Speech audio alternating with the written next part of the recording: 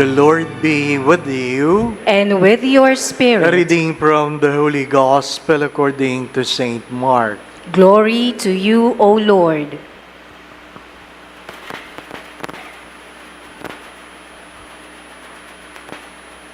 One of the scribes came to Jesus and asked him, "Which is the first of all commandments?"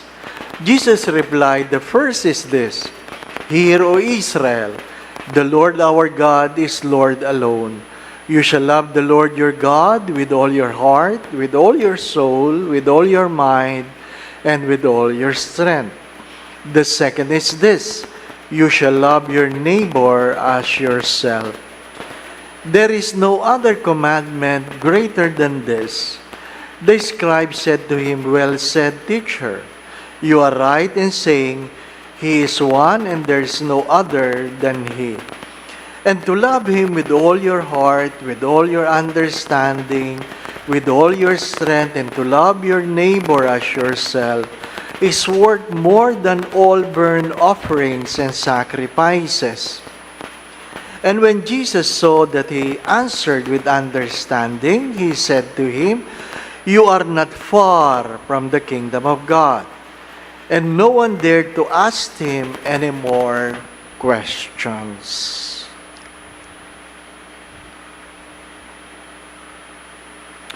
The Gospel of the Lord. Praise to you, Lord Jesus Christ.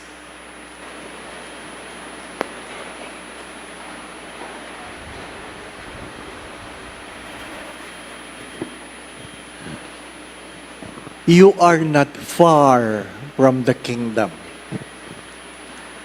I hope you understand those words. To put that in context, if your teacher will tell you the passing grade is 75, the passing grade is 75, and he will ask you, what is your average? 74 po, ma'am. 74. At sasabihin sa inyo ng teacher, you are not far from the passing grade. Naintindihan po ninyo? 75, ikaw 74, you are not far from the passing grade. Ano ibig sabihin po nun? Bagsak ka. Bagsak ka pa rin. Nakuha pa po niya. Feeling nyo lang. Hindi ibig sabihin ng malapit, nasa loob. Many times, that is our problem. When we hear those words, you are not far. Feeling natin, we are inside. Oh, nagpatingin ka sa doktor. Alam mo, diabetic ka. Kumusta po blood sugar ko, Dok? Hindi masyadong mataas. Ako po niya, hindi masyadong mataas. Ano ibig sabihin nun? Di lang masyado. Di po ba na? Ibig sabihin, diabetic ka pa rin. Ha? Ano mga problema natin? Pag may maintenance at nagpa-test, hindi masyadong mataas, tinitigil. Kasi feeling nila, magaling na sila. Magaling na sila. O, na-stroke. Di po ba na? Ha? Na-stroke. Bakit? We become complacent.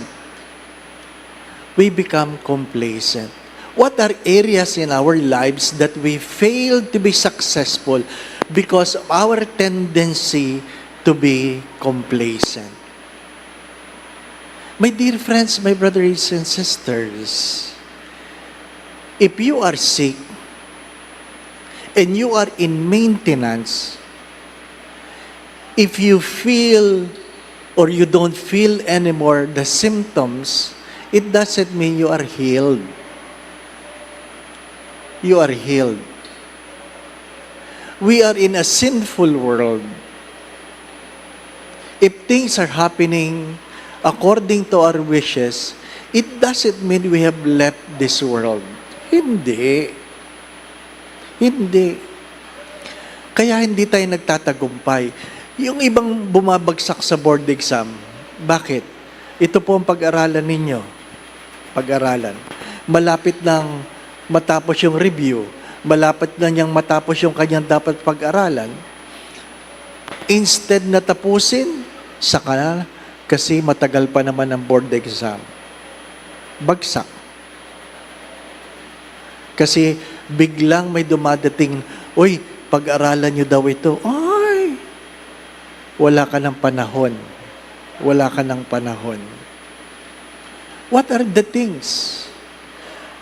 Ano problema ng relo? Pag tiningnan mo yung relo, pag wala kang ginagawa, parang ang tagal. Pero pag gusto mo yung ginagawa mo, parang ang bilis. Pero sa ayaw at sa gusto natin, hindi nagbabago ang takbo ng oras. Hindi yan bumabagal at hindi yan bumibilis.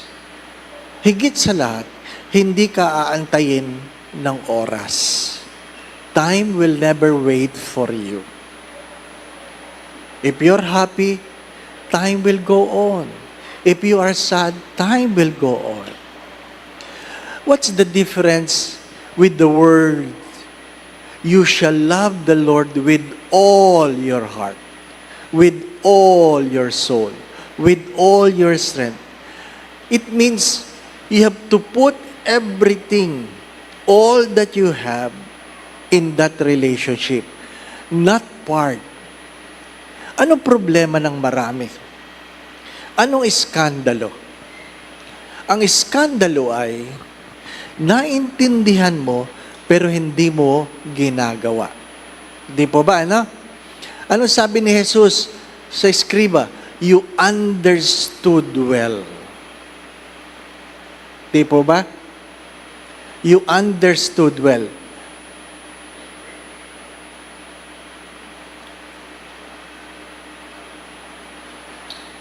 Pag nagbabasa ka araw-araw, ano pa? Ano yung mga nirereklamo ng mga may parking area? Yung may nakaparada sa gate mo na hindi mo malaman kung sino may-ari. Nakalagay naman doon, no parking. Di po ba, na? Feeling ko naintindihan mo. Hindi mo lang ginawa. Hindi mo lang ginawa. Kamakailan, may emergency sa isang hospital, hindi makalabas dahil may nagpark sa gitna. May nagpark sa gitna. Hindi mo naintindihan. Ano hindi mo maintindihan? Kaya tayo nagkakagulo, hindi dahil hindi natin alam, hindi lang natin ginagawa yung naintindihan natin. Di pa ba, na? Pag iinom ka ng tubig, kung wala ng laman ng pitsil, lagyan mo. Di po ba, na? Ano problema sa bahay? Uhaw na uhaw ka, pagkuha mo ng pitsil, walang tubig. Simple lang naman yun. Huwag iiwan ng bukas ang ilaw. Patayin ang gripo. Di po ba, na? Hugasan ang pinggan. Walang mahirap doon. Huwag ikalat ang libagin. Yung mga pag-aaway natin sa pang-araw-araw ay dahil sa mga simpleng bagay na hindi natin ginagawa. Di po ba, anak? Simpleng bagay. Tapos gusto natin pumunta sa langit. Ang sagot doon, malapit ka na. Ano po? Malapit ka nang mamatay. Ano po? Because we have failed. Anak, kung gagabihin ka, tumawag ka. Para hindi nag-aalala ang iyong mga magulang. Hindi tumatawag. At pag ang magulang ang tumawag, hindi sinasagot. Di ba, ano? Hindi mo alam kung yung anak mo ay na-rape, naka-rape, na-hold up o nang-hold up. Hindi mo alam ngayon eh. Rules are made to put order in our lives, not to suppress our freedom. Not to suppress our freedom. My dear friends, my brothers and sisters, all of these things begin in a small way, one step at a time. One step at a time.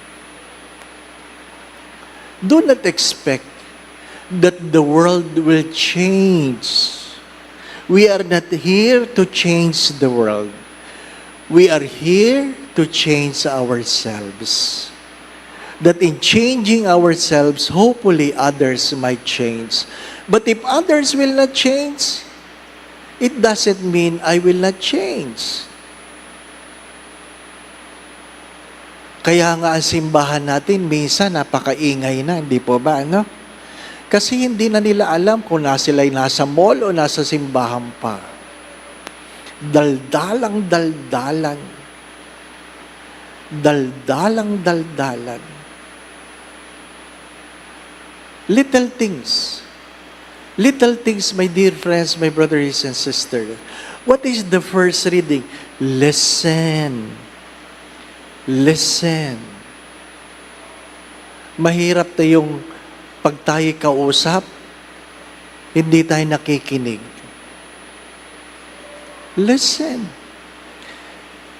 Teach your children to listen. Now, I invite you to look into your life that perhaps you have been told to do it. You have understood that you need to do it. And yet, up to now, you are not doing it. Up to now, you are not doing it. Maiksi lang ang buhay. One thing I learned, pag ikaw ay 60, mas maiksi na lang. Nakapunin niya? Pag 60 ka, mas maiksi na lang. Pag ikaw ay 40, parang mahaba pa. Pag ikaw ay 50, parang mahaba pa. Pero pag 60, malapit na. Oo, ramdam mo na, ramdam mo na. Ako 62, ramdam ko na.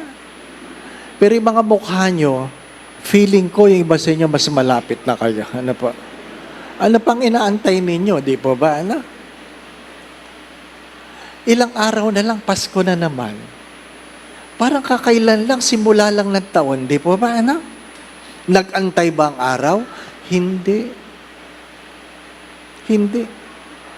Time will never wait. Nung nagbibiroan kami, nung bata ka pa, ilan pa ang Pasko mo? Marami pa.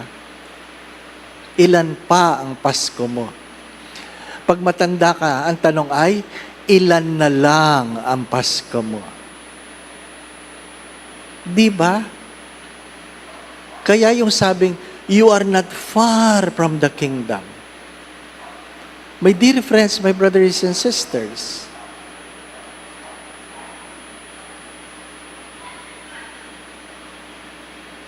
relative.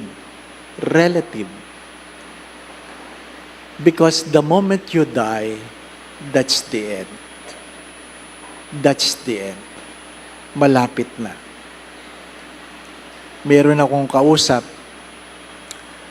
na nirereklamo ang kanyang nanay.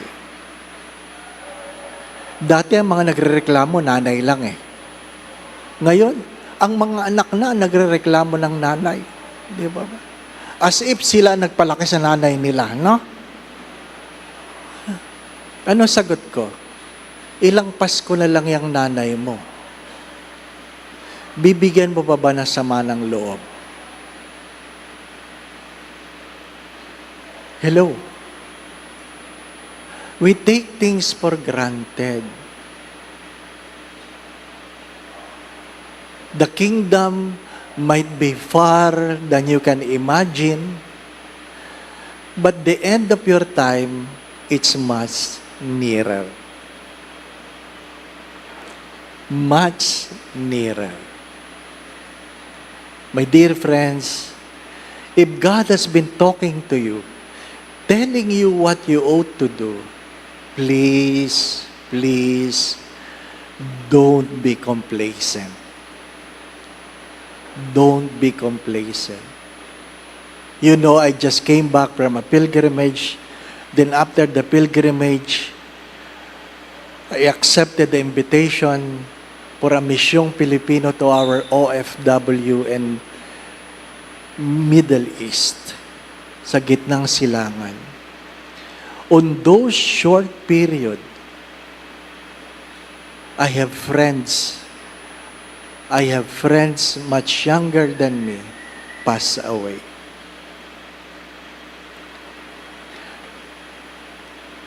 Dati nagtatawa ako eh. Pinagtatawanan ko yung spiritual director ko na pag nagbukas ng dyaryo, ang una binubuksan, obituaries. Sabi, ba't yun na tinitingnan mo, Father?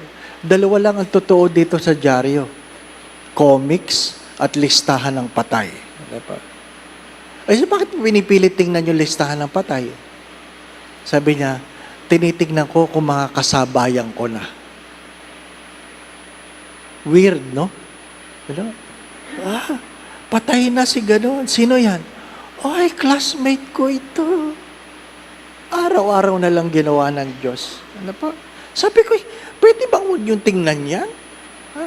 Nagmamadali ba kayo? Sabi niya, hindi ako nagmamadali. Naghahanda ako. Nakuha niya, magkaiba yon. Kaya minsan biniro ko siya. Sabi ko, patay na pala ito. Sabi, sino yan? Hindi ko kilala. Nakasulat lang. Hindi po. Pang-inis lang ba? Pang-inis. Ano po? Ano? Pang-inis. Minsan tingnan nyo rin. Minsan tingnan nyo rin.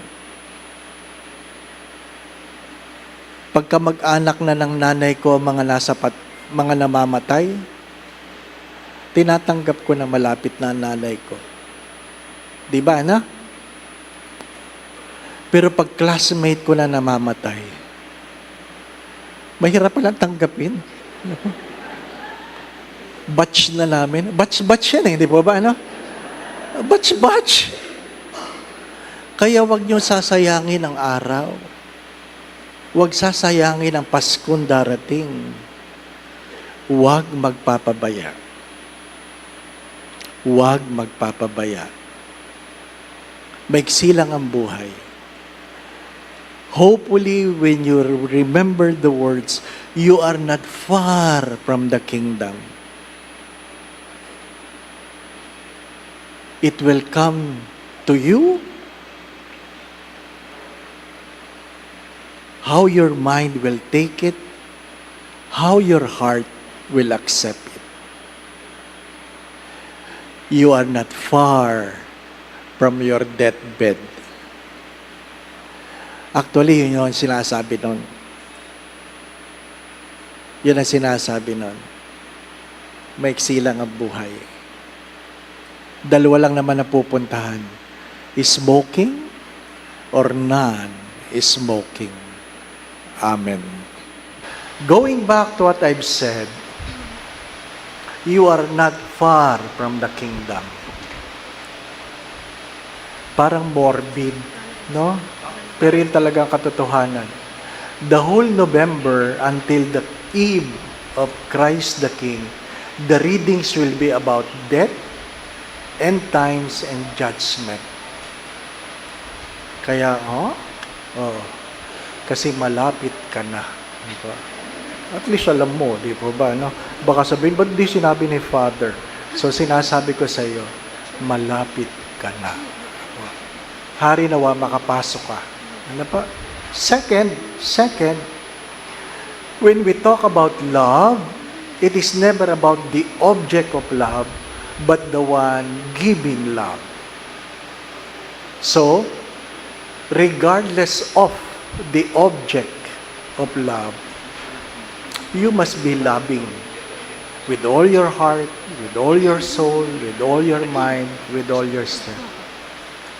Because you can never love God by not loving the people God has given you. The Lord be with you. And with your And spirit. may Almighty God bless you and your family, the Father, the Son, and the Holy Spirit. Amen. Go now in peace to love and serve the Lord. Thanks be to God.